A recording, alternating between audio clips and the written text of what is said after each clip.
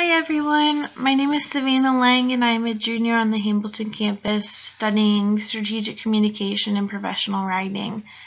Throughout the course of the semester, I did research on emotional impacts of hookups on used and confused individuals. I also delve into college students and the way that they deal with hookups and how they communicate for hookups.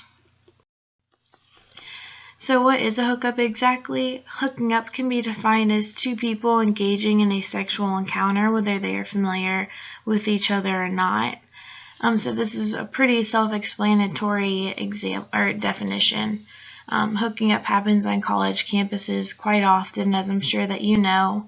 A lot of college students will also hook up at parties, bars, and other social events like the sorority and fraternity events. So these are some of the feelings that could occur post-hookup. Euphoria, confusion, regret, being desired, loneliness, and then there are a few others, of course. Specifically for my topic, used and confused individuals will obviously feel the confusion after a hookup, and sometimes they can even feel it during a hookup. So there are multiple factors that fuel people, specifically college students, what I'm looking at, to hook up. So they think it will help with their loneliness. They may be homesick. Alcohol consumption definitely plays a part. Pressure from peers, just because hooking up can be considered a college norm, I guess. Flirting is a big one. Attractiveness toward another person for sure. And then depression as well. So you may be asking, do the people who hook up typically know each other? I actually looked at a study by Garcia, Reber, Macy, and Merriweather. It was found that more people knew each other but were not in a relationship. So 20% agreed with the above statement, and then 50% said they engaged with people who they had just met. So from this, we see that people typically hook up with a familiar face, even if they aren't best friends and all that. So how are hookups planned? They can be planned in a few different ways, such as meeting through mutual friends, meeting at a social gathering or event, like I said earlier. Finding each other on a social media app is pretty common, and I put Tinder down just because I know that's pretty popular. Another way is through sexting and texting, and this is interesting to look at. I looked at a study by Durr, Siders, and Koskenpinar, and sexting was found to be an example of the intersection between computer-mediated communication, which is a process by which people create, exchange, and perceive information. This proves that sexting is a way of communicating amongst people, so it's definitely a way that people can plan hookups, or they can, after a hookup, send each other the revealing pictures. So leading more into the topic, a used and confused individual does not have a good hookup experience. They often feel lost, sad, and or confused during, after, or even before their hookup. They can feel depressed and things like that. They're just predictor variables. One reason they can feel this way is because they feel neglected since their partner doesn't want to hook up. As mentioned in the slide before, sexting is one of the ways a hookup may be planned. So in a used and confused individual's mind, a sex message could be misleading in the sense that the individuals who are receiving them may think the sender wants to take things further than just a hookup, so like a relationship or becoming hookup partners. For example, if a woman sends a sex message to a man about how she wants to continually hook up with him but soon stop sending the messages, he's obviously going to be left feeling confused and misled. So along with the used and confused, there are three other groups that people may fall in after a hookup, according to Strokoff, Ellen, and Fincham. They are happy hopefuls, content realists, and the disappointed and disengaged. So the happy hopefuls and content realists, they have the highest amounts of happiness after a hookup, and the used and confused and disappointed and disengaged people typically have more negative feelings for sure. To better define these groups, it's important to know their psychosocial makeup. So like these are gender, college adjustment, depression, and loneliness. Why they choose to engage in a hookup may come from these different psychosocial makeup things. Another thing that is useful to know are event-based factors such as alcohol consumption, level of intimacy, and hope for a committed relationship. These all may influence a person's reactions to their hookup. Alright, so before, during, or after a hookup, someone may feel loneliness or regret. Loneliness can create a barrier for communication. People who are chronically lonely don't think they can be engaged with others, which can affect how they communicate to their partner. Loneliness can also trigger someone to hook up, but it will also make for unrealistic and awkward communication. Another prevalent feeling that I researched was regret. And in a study by Bachelor, she found that more than half of the students who hooked up had mixed feelings, with 2/3 of them feeling some regret.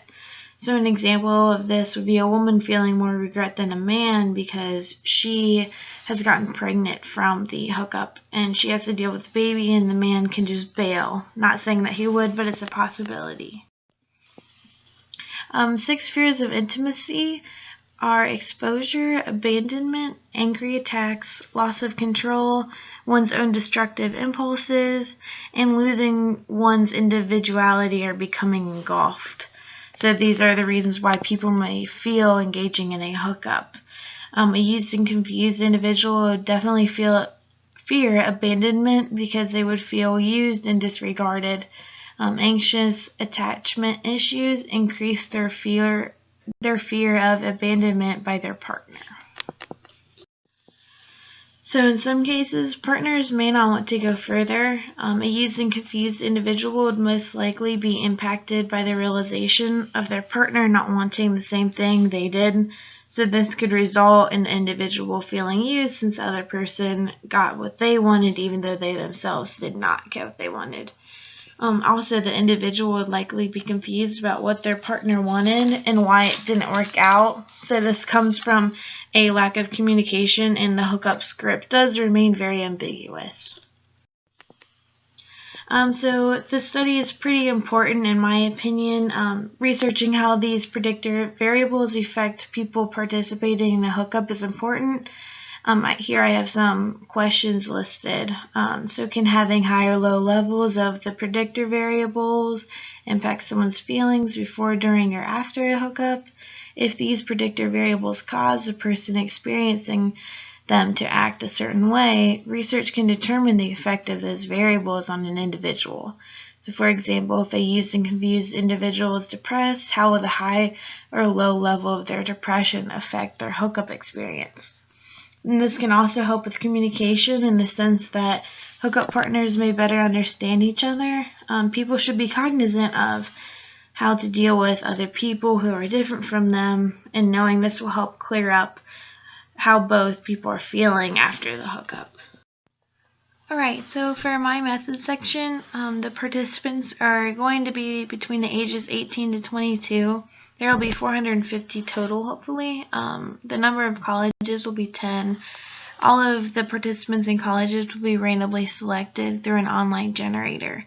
I also will have to know their sexual orientation, which is just who they are attracted to, because I need to know if they are hooking up with in a heterosexual or homosexual hookup.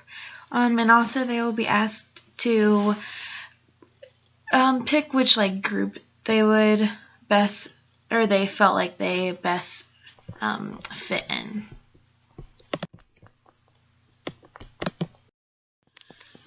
Alright, so here's the procedure. I did the Qualtrics survey, which we all had to do. I asked I will ask the participants to fill out a survey on Qualtrics.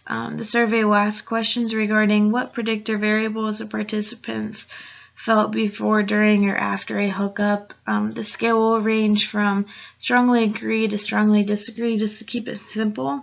There will be an option of I've never felt this way, just to eliminate those potential participants who do not engage in the behaviors needed for this study. As mentioned before, a list of the 4 groups will be defined, and participants will be asked which one/ones they felt most connected to. And lastly, there are 3 past studies that I researched. The first was Fielder and Carey. I just took some of the questions that they asked from their participants. They asked when the hookup occurred. Did they hook up with a stranger, friend, an ex-boyfriend, or other? If it was the first time they hooked up with that partner, and so on.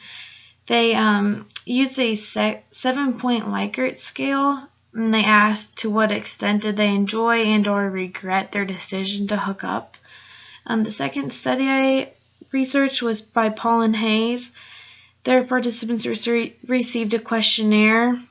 So then they listed a variety of feelings, and I just used some of those. So they're like aroused, excited, desirable, etc. And the last one was a stroke off, and they basically just went over and in more depth the predictor variables.